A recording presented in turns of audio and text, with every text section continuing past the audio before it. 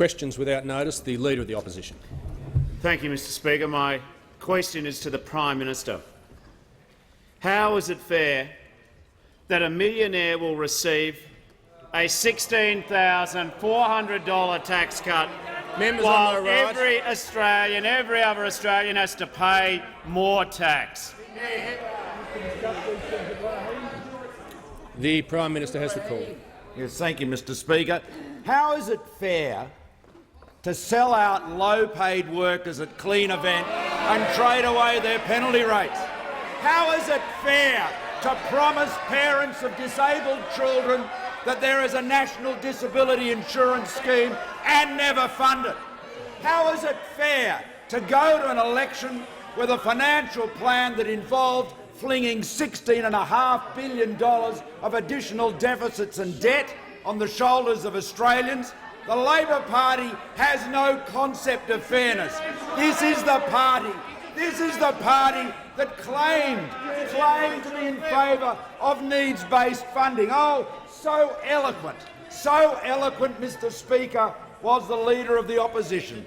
He said only today, for me, it's not about in education, the government system or the non-government system. I believe in a sector-neutral approach which prioritises needs-based funding. The Prime Minister, and yet he delivered exactly the reverse. Prime Minister will resume his seat. Yeah. The member for Sydney will cease interjecting. The Leader of the Opposition on a point of order. On relevance, Mr Speaker, my question was specifically about the tax cuts that the government are giving to millionaires and the tax rises they're giving everyone Leader of the else. Opposition This will budget resume his hasn't seat. lasted. Before I call the Prime Minister,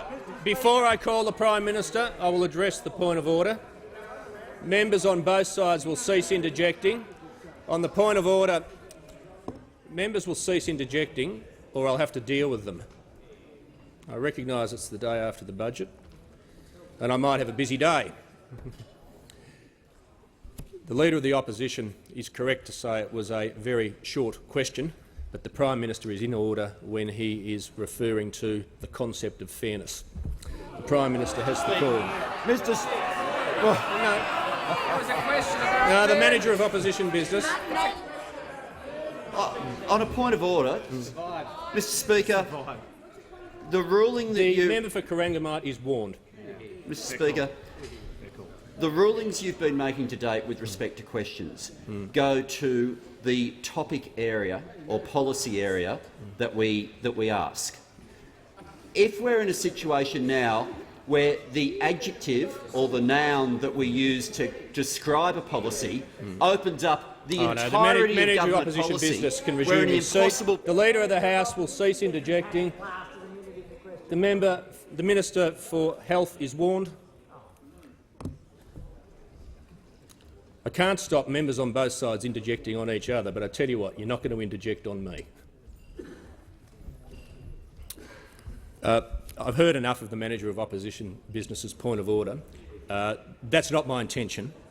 I've also referred to preambles as well, and the Prime Minister is part-way through the answer, but I did not mean to leave the impression with him that I have come in here and announced a new ruling. Okay, I'm listening to the Prime Minister. So far, I judge him in comparing and contrasting to be in order. The Prime Minister has the call. Thank you, Mr Speaker. Mr Speaker, there is nothing fairer than telling Australians the truth about the public finances of their country and ensuring, as we have in the budget, that there are the funds to deliver the National Disability Insurance Scheme, to be able to say to the parents of disabled children, the money is there, and not as you did. You ranks of serried hypocrites, all of you, you never put the money in place, dripping with empathy, hypocrites to the last degree. The Prime Minister will resume his seat. Members on both sides will cease interjecting.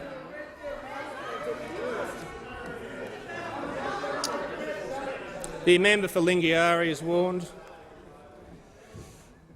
First of all, has the Prime Minister completed his answer? The Manager of Opposition Business on a point of order. Yeah, simply for the Prime Minister to direct his remarks through the chair. That is a very fair point of order. Mr. Speaker, Mr. Speaker, the opposition have perpetuated this myth that they are the party of empathy. They claim to be fair, and they want to be fair to Australian students. Well, why don't they tell parents the truth? Why don't they tell them that they never implemented Gonski? They never delivered a needs-based system. They said they did, but they didn't, and they know they didn't. They talked about the National Disability Insurance Scheme and never funded it. We have. We've delivered. We've told the truth. We have brought the budget back onto balance. The forecasts are stronger than ever. We have raised the money, made the tough decisions, and this budget is fair. Labor has failed on fairness, just like the Leader of the Opposition failed the members of the Australian Workers' Union on fairness. This is a fair budget, one that delivers the opportunity and the security. And, Mr. Speaker, the only thing that matches the anxiety of the Leader of the Opposition is the energy of the member for Grayndler in the press gallery today.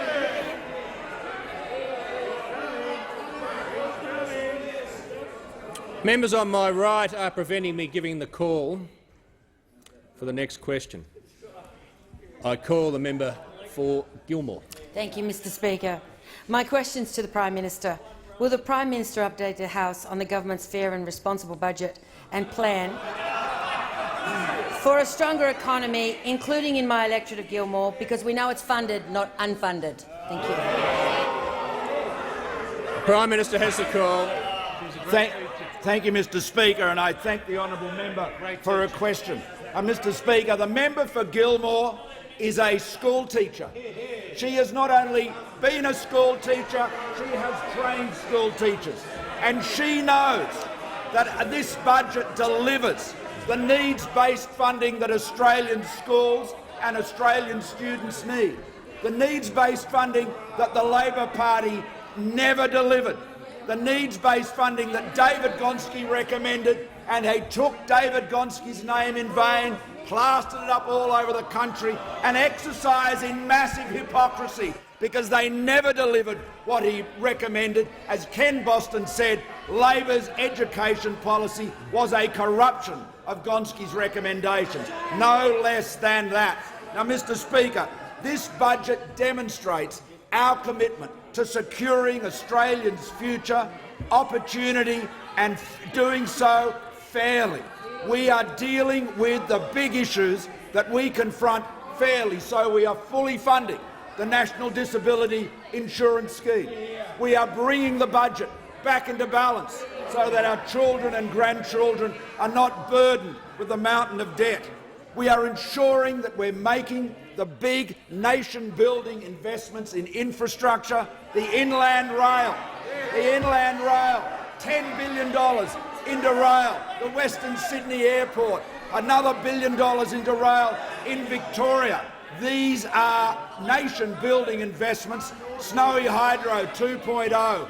These secure the future for our nation. They secure the economic prospects of our children. And, Mr. Speaker, we are guaranteeing Medicare, securing Medicare every year. Every year, the Medicare levy and the amount from income tax that is required to pay for Medicare and the PBS will go into the Medicare Guarantee Fund. Every year, that will be the law. Medicare will be guaranteed by my government, guaranteed by the Coalition and the PBS. That's our commitment, to give Australians the security they need. And, Mr. Speaker, we know that in order to secure investment, you need lower business taxes.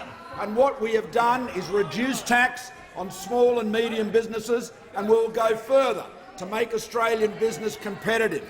But we do not believe, like Labor apparently does, that paying tax is optional. Because who will forget at the end of 2015 when the Labor Party voted against the multinational tax avoidance measures? They voted against them. If it hadn't been for the Greens, they wouldn't have got through the Senate. Mr. Speaker, we stand for fairness, opportunity and security, and this budget delivers all three. Before I call the member for Sydney, member for Barton is warned. Members on both sides need to be mindful that I consider the level of interjections far too high and constant, and if I need to pause question time to deal with some members, I'll do so. I'm giving fair warning right now. The member for Sydney has the floor. Thank you, Mr Speaker. My question is to the Prime Minister. How is it fair that the Prime Minister is cutting $22 billion from schools, but he can find a spare $50 billion for big business tax cuts? The Leader of the House, the member for Gilmore. I haven't called the Prime Minister because the Leader of the House and the member for Gilmore are interjecting, as are members on my left. The Prime Minister has the call. Yes, thank you, Mr Speaker. It was hard to hear the Deputy Leader of the Opposition over the gasps of disbelief from her own side when she had the gall to mention $22 billion, because only this morning, after being pushed 4 times on Adelaide radio to answer if the Labor Party was committed to their $22 billion commitment for school funding, the member for Port Adelaide said, "It's not going to be $22 billion necessarily. Between now and the next election, we'll be updating all of our funding commitments." And then, of course, only a few days ago, 6 days ago, on the 4th of May, the Deputy Leader herself was asked about this. Are you still committed to the additional $22 billion over the next decade? Asked David Spears. The Deputy Leader said, "Well, we'll have to work out exactly what the figures are as the next election approaches." Well, Mr Speaker, the fact of the matter is Labor never had the $22 billion when they promised it. It was never there. The fact is we have fully funded our schools' commitments in accordance with the Gonski recommendations, over $18 billion over the next 10 years, going from $17 billion this year to $30 billion 10 years hence. It's fair, it's equitable, it's needs-based and it's consistent, and it stands in marked contrast to the patchwork of conflicting secret deals which would have taken, Mr Speaker, 150 years to reach the consistency of the schooling resource standard. So corrupted was the Labor Party's politicisation of the recommendations David Gonski made. They have got an F for education, an F for resourcing schools, an F for integrity when it comes to the future of our children. The member for Ford. Thank you, Mr Speaker. My question is to the Treasurer. Will the Treasurer outline to the House the right choices the government is making to secure better days ahead for all Australians? And how will this budget help Australians to share in the nation's growth story? The Treasurer has the call. Thank you, Mr Speaker, and I thank the member for Ford for his question. The Australian economy has achieved remarkable things, Mr Speaker, in the spite of tremendous headwinds.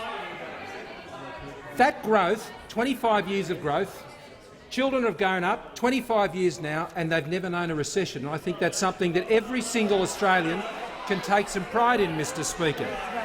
But going forward, Mr Speaker, what we need to ensure is that all Australians share in that growth. The world economy is growing and we will grow into that growth, Mr Speaker, because this government is positioning Australia well for that growth. But it's important that all Australians in regional Australia, across the suburbs, right across Australia, can share in the benefits of that growth. And that's why the budget that I handed down last night does 4 key things, Mr Speaker. And those 4 key things are these. We are growing the economy with the investments that we're making to ensure more and better paid jobs. And we're doing that with $75 billion in investment in nation-building infrastructure over the next 10 years. We're doing it by making our tax system more competitive. Already, we have delivered tax cuts for small and medium-sized businesses that cover more than half the employees in the country today. On top of that, we are extending the instant asset write-off to hard-working small businesses to ensure they can continue to get ahead. And, Mr Speaker, we are ensuring that we are investing and supporting companies to train Australians. And we're investing in a new apprenticeships fund to be shared with the states to ensure the states and territories draw down as they train new apprentices to make sure that those Australians can get those Australian jobs as our country continues to expand. We are guaranteeing the essential services that Australians rely on, whether it's in Medicare, whether it's needs-based school funding, whether it's the National Disability Insurance Scheme, whether it's in any of these areas. These are the things that Australians rely on, and we are guaranteeing them in this budget. And we are putting downward pressure on rising costs of living, because we know on this side that when you have been struggling with weak wages growth, when you've been working through against the stiff headwinds, that the rising costs of living matters. And so that's why the Prime Minister's energy plan, together with the Minister for Energy and the Minister for Northern Australia, is delivering a more affordable, more secure, more sustainable energy and putting pressure down on rising costs of electricity prices with our Snowy 2.0 scheme, Mr Speaker, in addition to the many other infrastructure projects we're pursuing. But in addition to that, we're putting down pressure on rising costs of living on housing, Mr Speaker, not with a silver bullet strategy that those opposite put forward, which is a cruel hoax on the Australian people, but with a comprehensive plan that deals with everyone who slept rough last night, Mr Speaker, for everyone who's seeking to buy them a home today. The member for Ballarat. Thank you, Mr Speaker, and my questions to the Prime Minister. If the Prime Minister really got the message on Medicare, why do his cuts to Medicare continue for years? The Prime Minister has the call. Thank you, Mr Speaker, and I thank the honourable member for her question. What the government committed to in the budget was to unfreeze the freeze on indexation put in place by the Labor Party. It was your freeze. Your freeze. What we're doing is restoring indexation in a measured and consistent way, and we're doing that to ensure that Australians have the services they need. Mr Speaker, the Labor Party cannot rewrite history.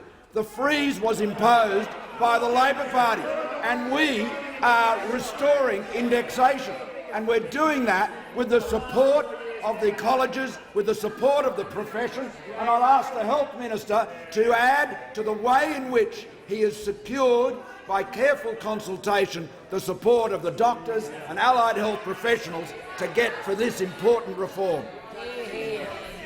The Minister for Health. Thank you very much, Prime Minister, and thank you very much, Mr Speaker. Last night we secured 5 historic partnerships with the doctors, with the AMA, with the Royal Australian College of GPs, with Medicines Australia, with the Pharmacy Guild and with the Generic and Biosimilars Medicines Association.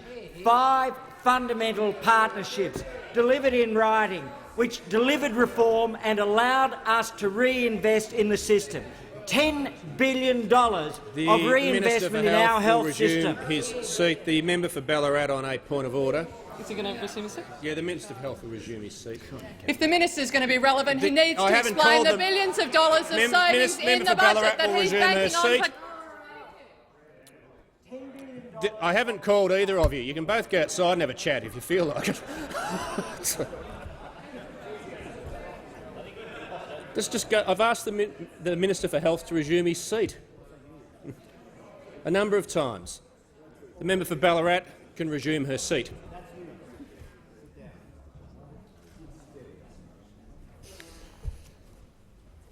I refer the member for Ballarat to my previous reactions to her abuse of points of order and warn her the Minister for Health has the call.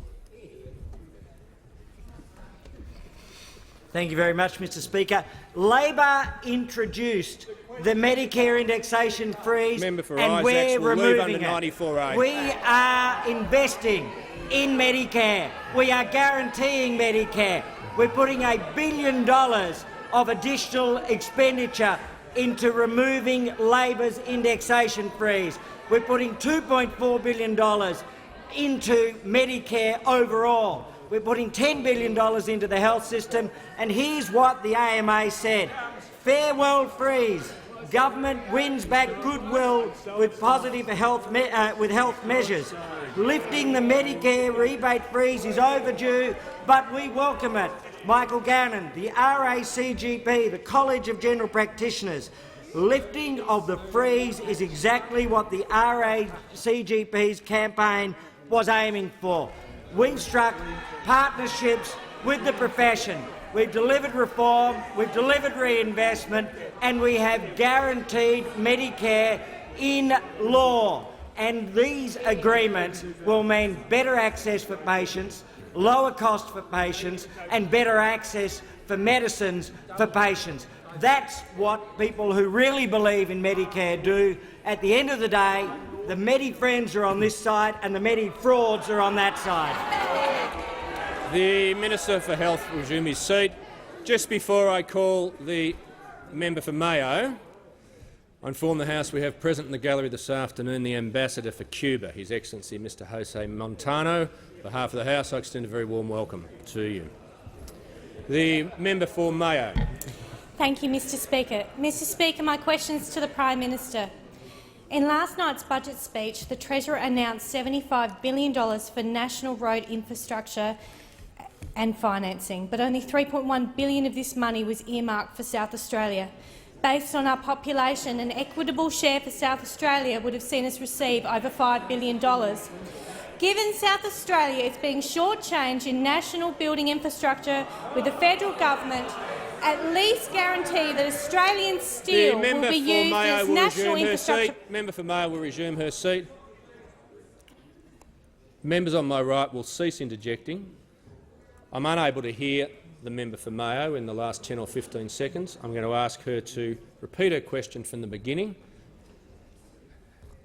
The member for Mayo.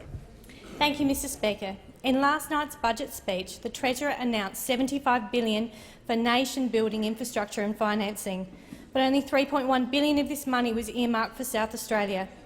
Just based on our population, an equitable share for South Australia would have seen us receive over $5 billion of infrastructure money. Given South Australia is being shortchanged on nation-building infrastructure, will the federal government at least guarantee that Australian steel will be used in its nation infrastructure projects, and in particular South Australian steel, for its proposed rail projects? The Prime Minister has the call. Yeah. Well, I thank the honourable member for her question, and I'll shortly ask another great South Australian, the member for Sturt, to add to this answer. But I'd remind the honourable member that the government has made substantial commitments to infrastructure in South Australia, not least of which is the North-South Corridor, $1.7 billion, the Flinders Link rail project, which I announced in Adelaide not so long ago, the Oaklands Crossing and Marion Drive, and of course, as the honourable member knows, massive investments in energy, the commitment to the solar thermal project in Port Augusta, the Coltana's pumped hydro project, which has great prospects. But above all, Mr Speaker, the honourable member talks about nation building. Right across the nation, but in particular in South Australia, we have the largest commitment to defence, to building a sovereign defence industry in our nation's history.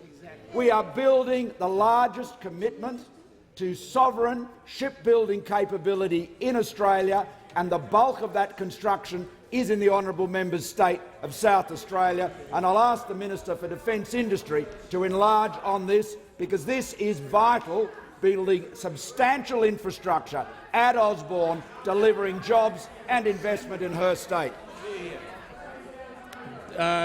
Just before I call the Minister for Defence Industry, the member for Mayo on a point of order. Thank you, Mr Speaker. On direct relevance, I asked the Prime Minister will he use Australian steel, not about what projects he's doing. Will he be using Australian steel, in particular South Australian steel, for the rail projects? Member for Mayo will resume her seat.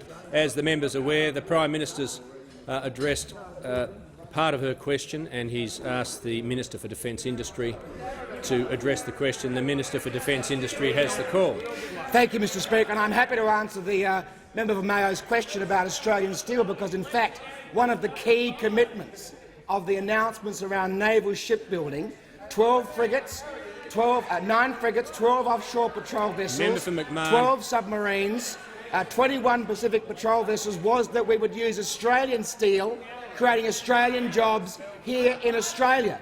And the member for Mayo might cast her mind back to when I was the Minister for Industry in that golden age of the government, and we committed $70 million to the Adelaide to Tarcoola rail line using Australian steel.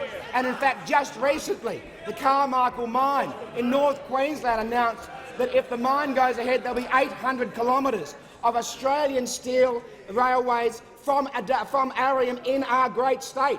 So I'm very disappointed the member of Mayo would join with the South Australian Labor Party with this canard about infrastructure in this budget from last night, because not only have we secured $70 million for the proton therapy facility, $110 million for the solar thermal power station at Port Augusta, but the Darlington Interchange, the Torrens to Torrens project, the Northern Connector, these are all part of the North-South corridor, which this government is funding to the tune of $1.6 billion. So the member of Mayo might like to do her research before she...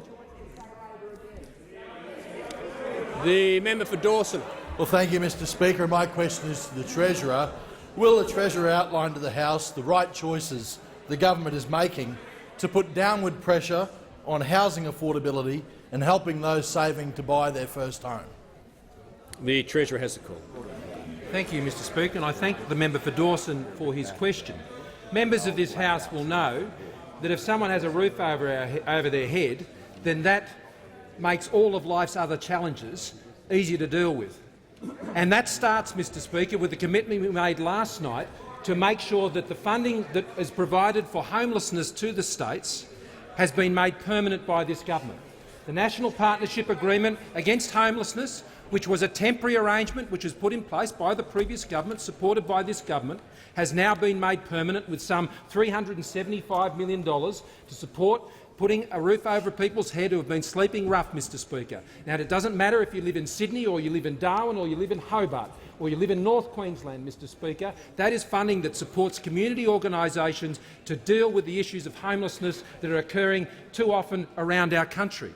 This government has put real incentives in place to develop affordable housing, not just on the eastern seaboard or not just in the major capital cities, but all around the country, with tax incentives to drive investment to support affordable housing development to ensure that's available to people who need that support on low incomes, Mr Speaker. On top of that, we are dealing with the supply issues in housing by working with the states and rewarding the states through the new housing and homelessness agreement, where states deliver more housing, they will receive that funding to support their other housing initiatives. But it's not a one-way ATM, it's a two-way street, Mr Speaker, and we expect to work with the states to ensure that they are delivering more housing.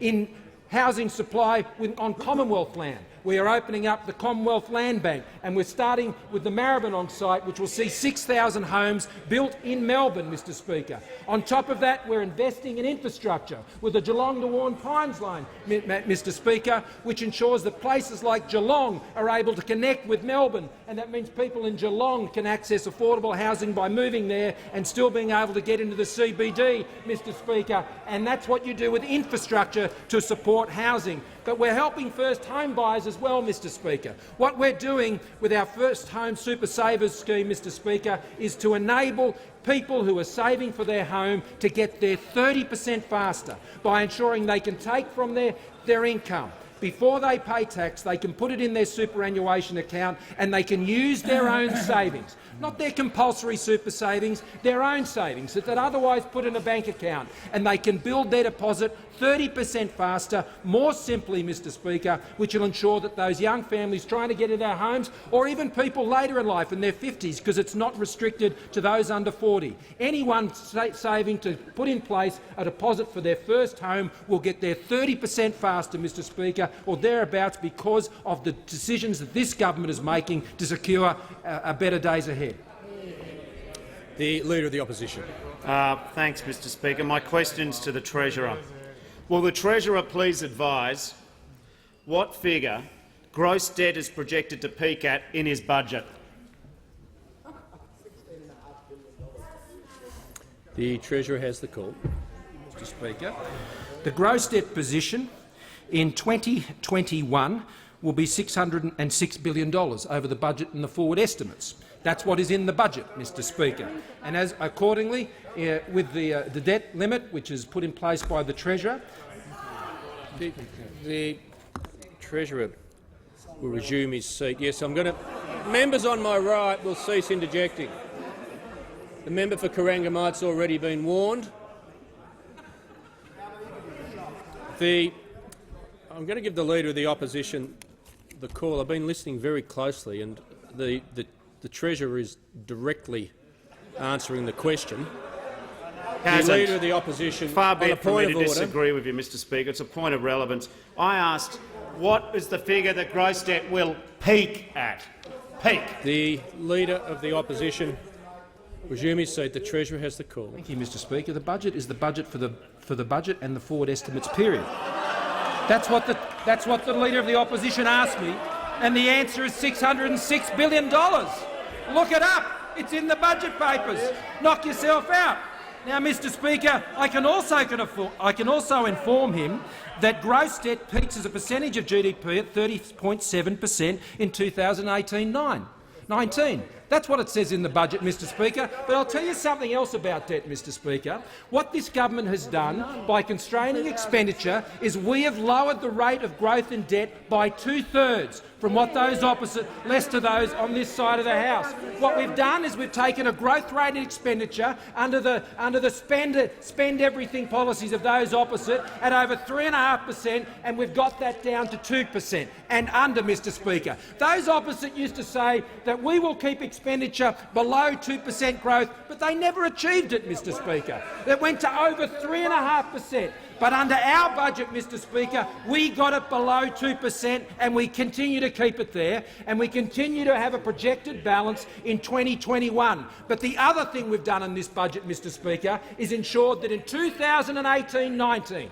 that is just over 12 months away, for the first time in a long time, we will no longer be putting on increased debt to pay for everyday expenditure, Mr Speaker. Under those opposite, they put everyday expenditure on the credit card, and we all know that when you do that, Mr Speaker, it never ends well, and under Labor it didn't end well. The member for Robertson. Thank you, Mr Speaker, and my question is to the Treasurer. Will the Treasurer update the House on the right choices the government is making to sustainably and fully fund the National Disability Insurance Scheme? Why is it important for all Australians to play a part in ensuring the success of this vital program? Thank you, Mr Speaker, and I thank the member for Robertson for her question. And I take the interjection from those opposite who said we started that scheme, and the previous government did start this scheme, Mr Speaker, and I'm very pleased to acknowledge it. And we were very pleased to support it, Mr Speaker. This program, this project, has enjoyed bipartisan support, Mr Speaker, and I think it should continue to have bipartisan support. What we have had to deal with as a government is to address the issues of the funding gap for the National Disability Insurance Scheme. There is a $55.7 billion funding gap for the National Disability Insurance Scheme over the next 10 years. Now, those in this place will know that the government had sought to try and fill this gap by pursuing savings measures to the budget that could be put against that task. Now, Mr Speaker, those opposite didn't wish to support those, and the Senate also did not wish to support those. But the one thing this government was not going to do was walk away from the commitments that this chamber and the other chamber have made to Australians living with disabilities all around the country. And what we've done in this budget, we've said we've tried to do it through savings, and we didn't agree. So what we're saying now is, meet us in the middle here on this. we're prepared to do exactly what the Labor Party did in government by putting on a 0.5% levy on the Medicare levy to ensure that we can fully fund the NDIS once and for all. Mr. Speaker, we can stop this argument about the funding, and I implore those opposite to come to the middle here, Mr. Speaker, and join with the government and give a commitment together to everyone who is counting on this scheme that it will be 100% fully funded, and I invite the opposition to give that commitment. The member for McMahon. Thanks, Mr. Speaker. My question is to the Treasurer. Last night, the Treasurer quietly increased the government's debt limit beyond $500 billion. Why didn't he mention this in his budget speech?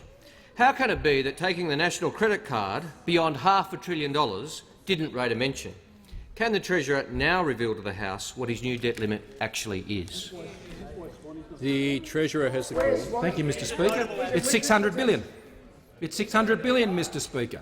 That is what the debt limit has been set at, and, Mr. Speaker, the government will seek to address that. No, that was the peak debt. That was the peak debt over the course of the budget and forward estimates. Now, Mr. Speaker, for McMahon. I know those opposite are frustrated, Mr. Speaker, and I know those opposite are frustrated, but it's a very simple formula. We on this side of the House like to ensure that we keep tension in the cord when it comes to restraining expenditure. Those opposite are quite happy to let it rip, Mr. Speaker, on every single occasion. That's why debt was growing at 34% per annum when those opposite left the Treasury benches. And under this government, we have reduced the rate of growth of debt by 2/3, Mr. Speaker. So what we've done is we've set a new debt limit in accordance with the regulations and the legislation that is required, that has been tabled in the ordinary course of events, and the government will always seek to ensure that the government has lower debt than it otherwise might have. Those opposite, Mr. Speaker, are the authors of the debt we have today. They are the initiators of the debt we have today because they set fire to the budget, Mr. Speaker, and have poured petrol on it in opposition. The member for Maranoa. Thank you, Mr. Speaker. My question is to the Deputy Prime Minister and Minister for Agriculture and Water Resources.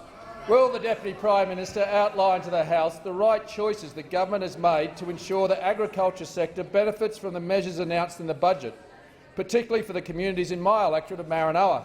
Is the Deputy Prime Minister aware of alternative policies that threaten the opportunities for regional Australian communities? The Deputy Prime Minister has the call.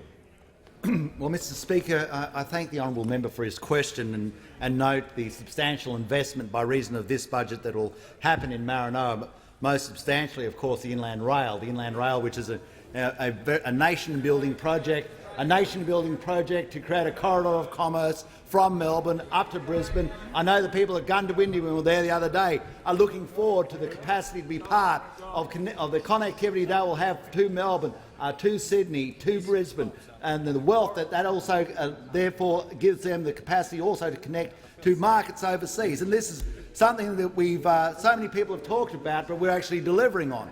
And we look forward to the Leader of the Opposition's endorsement of this maybe tomorrow night, where he'll be able to come forward and tell us about his vision for the Inland Rail and how he's supporting it.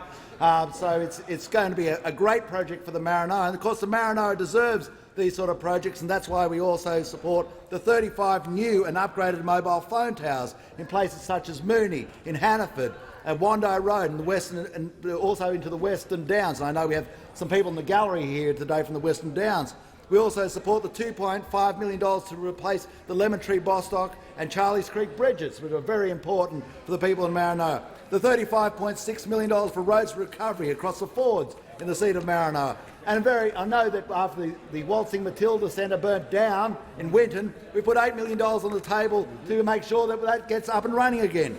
The $5.9 million for 4G into Windora, Bursville, Baduri, Junda and Stonehenge. And let's not forget the $100 million election pledge for the sealing of the third road across our nation. We're going from Laverton in Western Australia to Winton in Western Queensland. It is this government that's had the courage to come forward with substantial infrastructure in such a way as that we can get to the coal precincts that reside in the seat of Maranoa, and also the grain and also the cotton. This is the sort of wealth that is giving us a great economic opportunity in our nation. It's also the agricultural wealth that has seen this under this government go from $48.6 billion in gross value of agricultural production to $63.8 billion, a 31% increase. A 31% increase on the back of 3 free trade agreements, a 31% increase on the back of diligent work by the Department of Agriculture and Water Resources to make sure that the protocols are in place so we can move such things as more chilled beef into China. This is the sort of outcome that has allowed places such as the Marino, whose gross value of beef has gone from $638 million when we came to government to $915 million now, a 43% increase. These are the sort of dollars and cents that are coming back through the farm gate to Marino, to people in the agricultural sector. But of course, what we always await is what is the vision for the Labor Party in agriculture? Do they have a vision? Are we ever going to see one? We'll wait for tomorrow night when the member for Maribyrnong might be able to show us what he's going to do for agriculture. The member for Sydney. Thank you, Mr Speaker. My question is to the Prime Minister. How is it fair that in this budget the Prime Minister is going after uni students by jacking up their fees and cutting funding to universities, but can find a spare $50 billion for big business tax cuts? The Prime Minister has the call. I love it when you try and sound like you've got an Well, thank you, Mr Speaker, and I thank the honourable member for her question. Mr Speaker, the government's higher education policy retains our support for higher education, both through direct funding of the cost of higher education for students and the loan scheme, as one of the most generous in the world. The majority of the cost of a student's education, higher education, will continue to be funded by the government. And it is reasonable to ask students to pay an increased amount for the extraordinary benefit of a higher education, which of course confers on those students great additional earning capacity in the years ahead. Now, the honourable member asked also about company tax, and part of our budget and part of our economic plan is to reduce business taxes in Australia. Why are we doing that? We're doing that so that those students and many other young Australians will get a job. That's what we're doing, because that's the whole purpose of higher education. That's the purpose of vocational education. That's the purpose of an apprenticeship. That is what young Australians want. They want to know there'll be a job. And what that means is they need Australian businesses to be competitive. And you cannot be competitive with a tax rate at 30% when the US is heading to 15%. That's obvious. And so that was the rationale and insight, that a penetrating glimpse of the obvious, you might think, that was apparent to the Labor Party, indeed to the Leader of the Opposition. I remember back in 2012 he spoke quite eloquently about it from this side of the chamber. Mr Speaker, what we're doing is securing those young Australians' future by investing in reform that will deliver more investment in business, more jobs, better opportunities. The member for Corangamite. Thank you very much, Mr Speaker. My question is to the Minister for Health. Will the minister update the House on action taken by the government to guarantee Medicare and reduce the cost of medicines? How is the government guaranteeing the essential health services on which Australians rely? That's right, guarantee Medicare.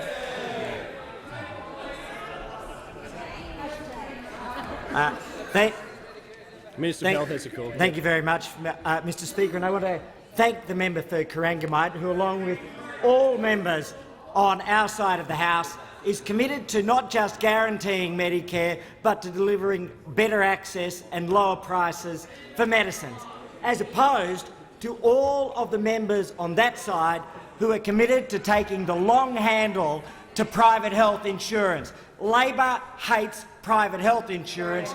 We love private health insurance, and we're guaranteeing Medicare. And we're guaranteeing Medicare by law and under law. Medicare, under our proposal, the Prime Minister's proposal, the Treasurer's proposal for a Medicare fund, will have the first call on the budget. That's the primacy we give it, that's its guarantee, and that's its place under law. More than that, though, we've struck agreements, as I mentioned earlier, with 5 fundamental bodies within Australia: the Royal Australian College of GPs, the AMA, Medicines Australia, the Pharmacy Guild, the Generic and Biomedicines Association. And those agreements allow us to make real reform, which in turn allows for real investment. And the partnerships there mean that we will invest $1 billion in ending Labor's freeze on indexation under Medicare. They started it, we'll end it. And more than that, a $2.4 billion overall investment in Medicare, a major investment in bulk billing. So we will invest in re-indexation, but in particular we'll be supporting bulk billing as well. And more than that, we'll be supporting cheaper medicines and better access to medicines. As was set out last night, we've secured an agreement with Medicines Australia which will deliver major savings in relation to the cost paid by the Commonwealth for medicines under the Pharmaceutical Benefit Scheme. Those savings will be reinvested in a $2.2 billion commitment under the Pharmaceutical Benefit Scheme. And as an example of that, and as an act of good faith, what we are doing is immediately listing Entresto. Entresto is a drug for chronic heart failure. 60,000 Australians will benefit from this listing. Previously, it would have cost $2,000 for Entresto, which was way beyond the reach of many Australians with chronic heart conditions. Now they will be able to receive this for $6.30 or $38.80 a script. A dramatic change in their lives, either giving affordable access or first-time access to medicines for 60,000 Australians. So we're reducing the price of medicines, we're increasing the access to medicines, we're guaranteeing Medicare, and we're ending Labor's freeze on indexation. As I said before, the real Medi-friends are on this side, the real Medi-frauds are on that side. The member for McMahon. Thanks, Mr Speaker. My question is to the Prime Minister. How is it fair for this government to continue to give investors buying their 6th or 7th home more support than a young couple trying to buy their first home? Prime Minister has the Mr Speaker, this budget has delivered unprecedented support for housing affordability right across Australia. It is going to deliver stronger supply, which is the answer to housing affordability, particularly in the honourable member's city and mine, Sydney, and also in Melbourne, and it is going to give home buyers, young home buyers, greater ability to save for a deposit. But I want to ask the Treasurer to enlarge on this because he's put together a comprehensive housing affordability package. The Treasurer has the call. Thank you, Mr Speaker. The opposition is seeking to put a cruel hoax on Australian people when it comes to housing. Those opposites seem to think that if they say to the mums and dads who actually put a roof over the head of some 25% of the country, that if we put up the rents, that'll somehow make housing more affordable. Now, Mr Speaker, negative gearing has enabled a roof over the head of a quarter of the country, Mr Speaker. Now, those opposite want to take a chainsaw to the housing market at the peak of the housing boom, Mr Speaker. Now, that reminds me of something they once did before. When they introduced the mining super profits tax, they did it at the peak of the mining boom, Mr Speaker. And we all remember what happened after that. What is happening in our housing markets, Mr Speaker, is highly sensitive. It is highly sensitive. Now, those opposite want to go into the housing market and hack away with an axe.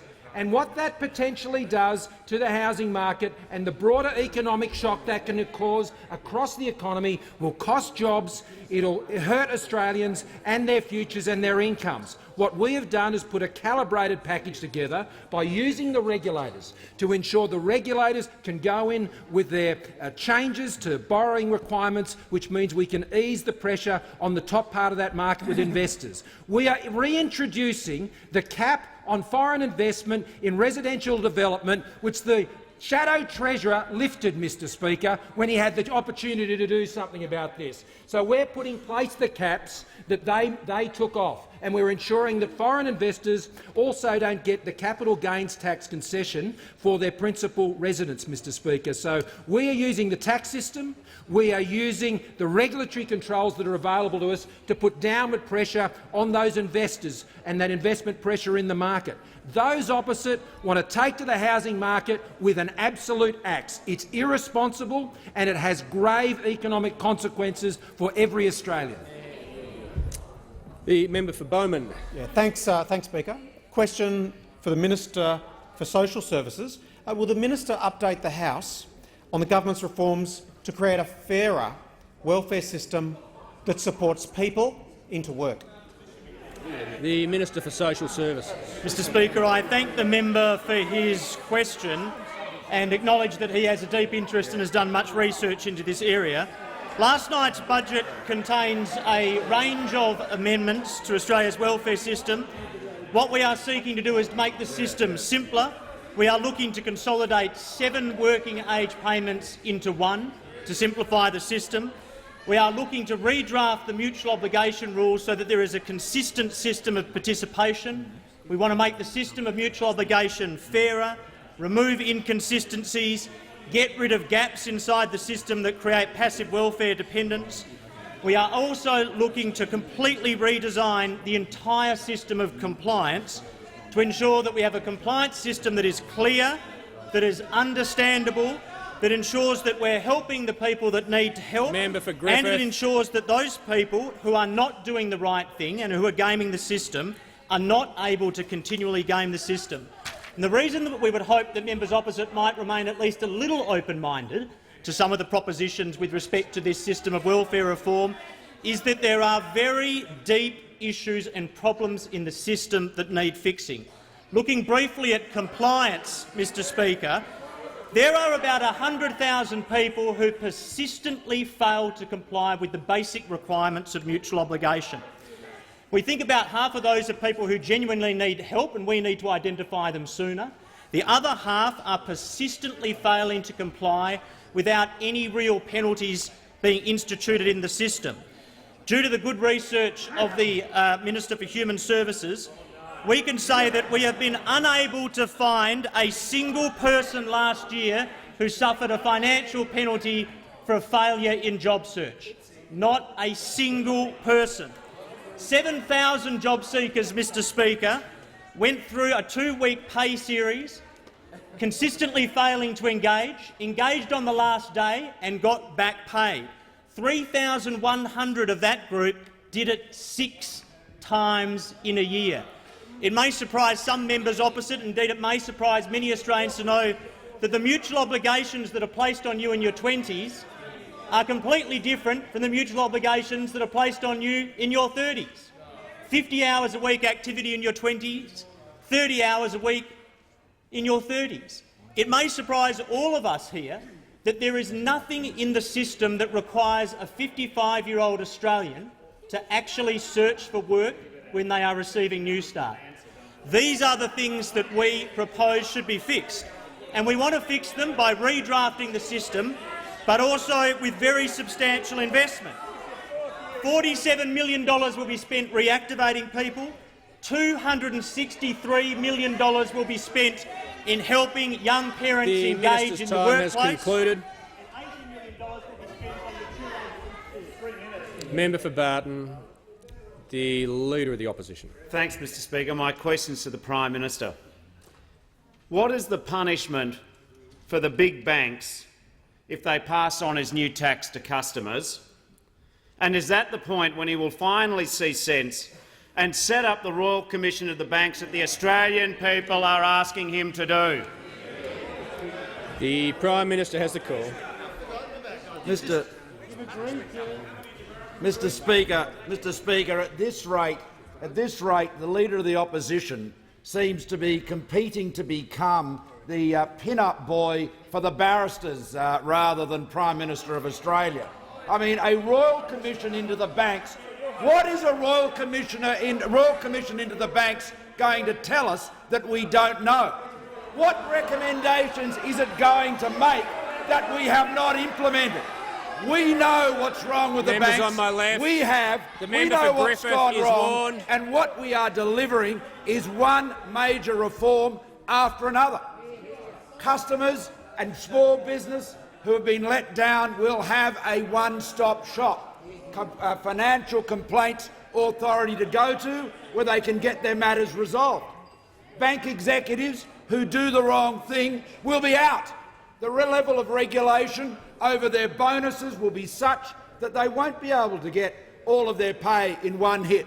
It'll be staggered over a period, 40%, post-dated, 60% for CEOs, so that if things come out of the woodwork, it can be clawed back.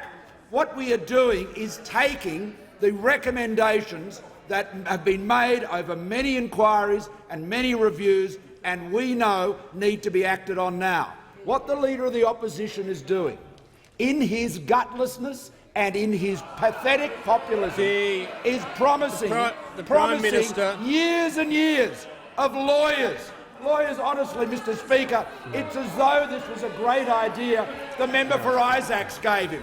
Many, many lawyers, lots of fees, yes, post-political employment perhaps for the member for Isaacs. He could retire from Parliament and become council assisting. Be very lucrative for him. Mr Speaker, the fact is this. We know what's gone wrong with the banks. We know they've let down their customers. We're putting in place the mechanisms to deal with it. The one-stop shop will be in operation as recommended by Professor Ramsey. It will go into operation now. We're getting on with it. We're getting on with the reforms to executive remuneration. We're getting on with the reforms to regulation so that executives, senior executives that do the wrong thing, that don't call out wrongdoing, that don't act on malfeasance, will be out of the business. Now that is tough. These are tough measures, and we're doing them now. So the honourable member may be more interested in litigation than action. We're interested in protecting Australian consumers and customers of the banks right now. Can I tell the honourable member, I'll let him into a little secret. The banks aren't scared of a Royal Commission, Sunshine. They've got plenty of lawyers and big law firms. What they're concerned about is being held to account, and that's Prime Minister's what we time have has done. concluded. The member for Bonner. Thank you, Mr Speaker. Mr Speaker, my question is to the Minister for the Environment and Energy. Will the minister update the House on action taken by the government to ensure a secure, reliable and competitive energy system for hard-working Australians? Is the minister aware of any obstacles to achieving this? The Minister for the Environment and Energy. Thank you, Mr Speaker, and I thank the member for Bonner for his question and acknowledge his deep concern about the rising electricity prices for those in his electorate, like major businesses like Incitec Pivot at Gibson Island, who have 80% of their input costs being linked to energy costs, Mr Speaker. In the budget, there was a $265 million energy package, including a $90 million gas package, $30 million for bio-regional and geological assessments, $28 million to accelerate the development of gas reserves, $19 million to develop a pipeline capacity trading facilities, extra money for the ACCC, studies into two particular pipelines, one from the Northern Territory to South Australia and one from Western Australia to South Australia.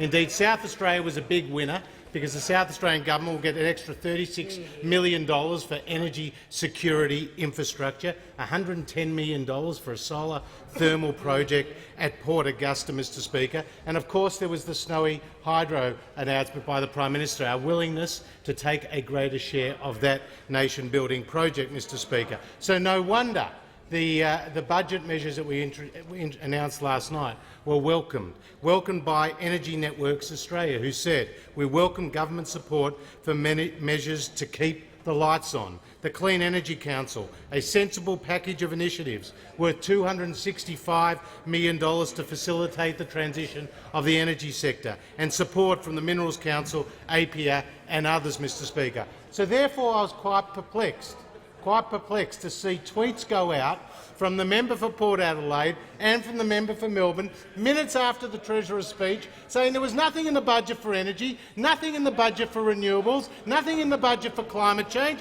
when we announced, of course, $110 million for a solar thermal project and, of course, a major investment in the Snowy Hydro scheme. And if the member for Melbourne had a look at his own renewables document, 9 times in that document it mentions hydropower and pumped hydro facilities as being an important renewable energy technology, Mr Speaker. And ARENA describes it as being the most mature and advanced renewable energy technology. So, Mr Speaker, this government is concerned about rising electricity prices, is taking concrete action to deliver reforms, is determined to get a more secure, a more affordable system in place as we transition to a lower emissions future, and last night's budget will put in place a number of important measures to get us there.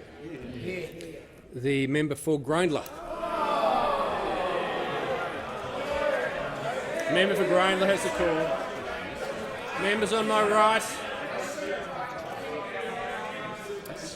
Member for Grayndler has the call. Thanks, Mr Speaker. My question is to the Prime Minister.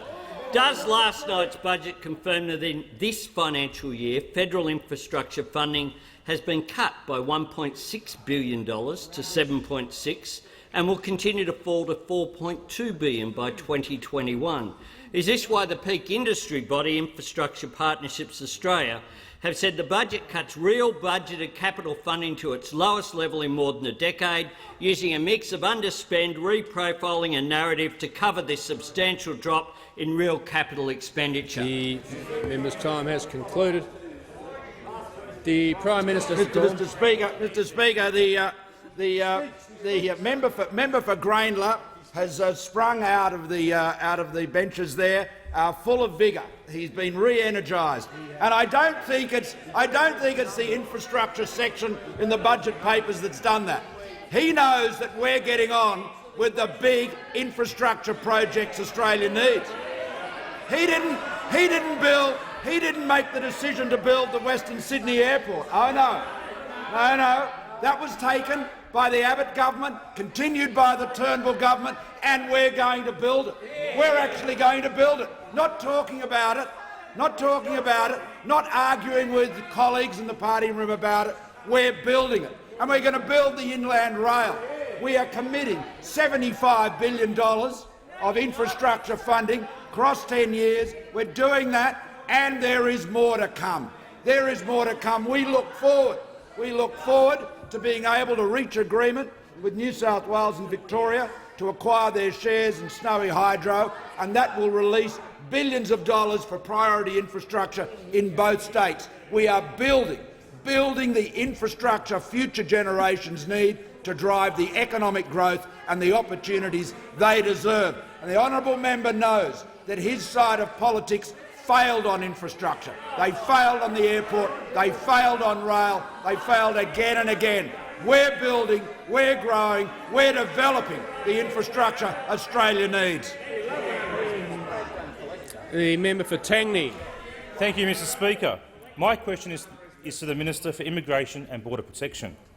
Will the minister update the House the right choices the government has made in the budget to reform Australia's skilled migration program?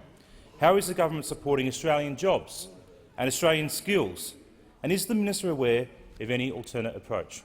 The Minister for Immigration and Border Protection. I am, actually.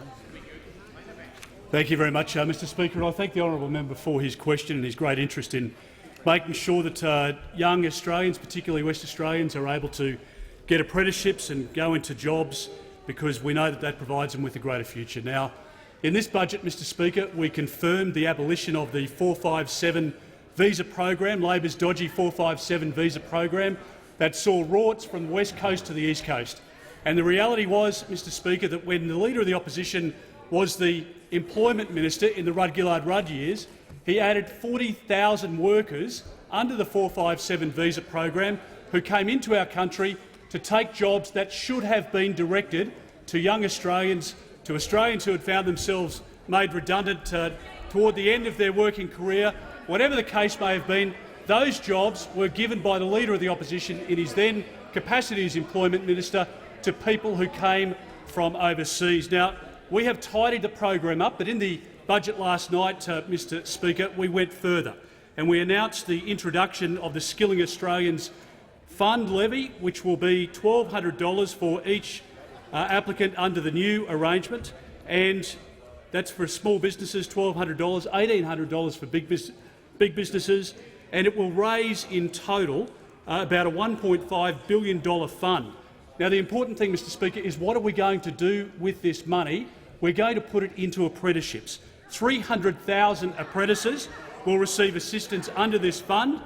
The trainees, pre-apprentices and those people who need assistance to upskill to move into another job. This government has put Australians first for Australian jobs, and we make no apology about it, Mr Speaker. We came into this parliament with Labor having lost control of our borders. We have taken control back of our borders. We have put the government back in charge of who comes to this country, and we have been determined from day one, Mr Speaker, to make sure that we put Australian workers into Australian jobs. And this Leader of the Opposition has a track record, not only as the Employment Minister in the Rudd years, of having sold out Australian workers, but he also did it when he was a union leader. And we've been demonstrating time after time after question time, Mr Speaker, about the way in which this Leader of the Opposition has ripped off workers, whether he was a union leader or whether he was the Employment Minister. This Leader of the Opposition is known to the Australian public as somebody who cannot be trusted. And when the Australian public looks at this Leader of the Opposition, I saw him on the Today Show today, he can't be trusted. They know in the back of their minds, Mr Speaker, that there is something not right about this Leader of the Opposition. He has one story for one audience and the complete opposite for the next audience that he attends, and that is why the member for Grayndler is so excited about this budget. The Minister will resume his seat. The member for Gorton. Thanks very much, Mr Speaker. My question is to the Prime Minister. How is it fair that on 1 July, the very same day that cuts to penalty rates become law, the Prime Minister is giving a $16,400 tax cut to millionaires? The Prime Minister has the call. Thank you, Mr Speaker. I assume the honourable member is referring to the deficit levy, which honourable members opposite described as a deceit tax when it was first introduced. And I assume they're referring to the deficit levy, which had a term of 3 years, which members opposite voted for, and which has expired at the end of this financial year. Mr Speaker, honourable members opposite should reflect that what we have done with this budget is demonstrate our commitment to fairness consistently with what we did in our previous budget. The changes to superannuation, very substantial, $6 billion of savings over the forwards. The burden of those savings were borne by Australians on higher incomes, and there were many complaints about them, as honourable members will recall. We have ensured right across the system that burdens are borne equitably. We've imposed a levy on the major banks. We have ensured that we're giving support to people seeking support for disabilities. Parents of a disabled child will know that it's fully funded. And we are asking all Australians from 2019 to share in that burden, just as members opposite did, as the Treasurer reminded them some years ago. So what we're doing, the big difference is that we are ensuring that all of our commitment to disability insurance is paid for. We are not going to do what the Labor Party did for years and mock Australians by pretending the disability insurance scheme was funded when they knew it was not. So we have faced up to the reality in this parliament. We could not achieve all of our savings through the Senate. We accept the reality. We're working with the parliament the people elected, and what we are doing is putting in place the measures that ensure we can pay for a national, consistent, needs-based school funding system that is transparent and fair, unlike Labor's, that we can guarantee Medicare and the PBS, and that we can fully fund the National Disability Insurance Scheme. That is fair. That is why this budget is about fairness, delivering the opportunity and security Australians deserve. The member for Barker. My question is to the Minister for Defence Industry, representing the Minister for Employment. Will the minister outline to the House how the government is making the right choices to secure better days ahead for South Australians? How does this budget demonstrate the government's commitment to create jobs and generate investment in South Australia and across the nation? The Minister for Defence Industry. Well, thank you very much, Mr Speaker, and I thank the member for Barker for his question. Because, Mr Speaker, as well as this budget being about guaranteeing essential services, putting downward pressure on cost of living prices and the government living within its means, it's also a budget for jobs and better paying jobs at that, as the Treasurer has outlined. And a state like South Australia is a terrific case in point. I had the opportunity earlier in question time to mention some of the infrastructure investments that this government is making in this budget, like the proton therapy facility at Samri 2 on North Terrace, like the solar thermal power plant at Port Augusta, Mr Speaker, which, for the member for Wakefield, is actually in this budget. But, Mr Speaker, there's more than that, and I would like to congratulate the member for Barker and the member for Grey and the member for Boothby, because of their work, South Australia had restored $40 million in supplementary local roads funding, which we've been fighting for since the 2014 budget, Mr Speaker, and that is a big win for South Australia, particularly regional South Australia, delivered by our members of parliament.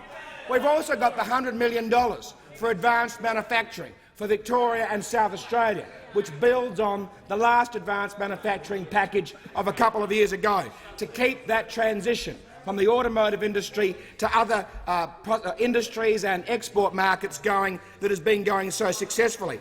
There's also the feasibility study, of course, for pumped hydro at Coltana, creating potentially 200 megawatts of power, and the feasibility study for a gas pipeline linking the Northern Territory and South Australia to open up the enormous opportunities in the Cooper Basin and Western Australia as well, as my honourable friend, the member for Kooyong, reminds me. There's also the opportunity, of course, if the South Australian government can get its act together, for them to put together a business case to access the rail funding for the Adelaide Link project across South Australia. And all of this underpinned by the $1.6 billion commitment to the North-South corridor, the Darlington Interchange, the Torrens to Torrens project, things like the Northern Connector, the Flinders Link rail project in the member for Boothby's electorate. So the Turnbull government is delivering yet again for South Australia in infrastructure in this budget to the tune of $3.1 billion. And if I can just get a plug in my particular area of defence industry, Mr Speaker, this government has committed more to South Australia in investment in defence industry and infrastructure than any government in the history of the Commonwealth, and arguably the largest commitment in defence industry and defence of any state in the nation since 1901. $85 billion of naval shipbuilding and infrastructure going on at Osborne, creating 5,000 jobs directly and 20,000 jobs indirectly. The Prime Minister. Thank you, Mr Speaker. I ask that further questions be placed on the notice paper. Thank you, Prime Minister. The Treasurer. Mr Speaker, I just seek to add to an answer. I Treasurer. confirm that the end-of-year gross debt in 2020 and 2021 is $606 billion, and the within-year peak is $649 billion.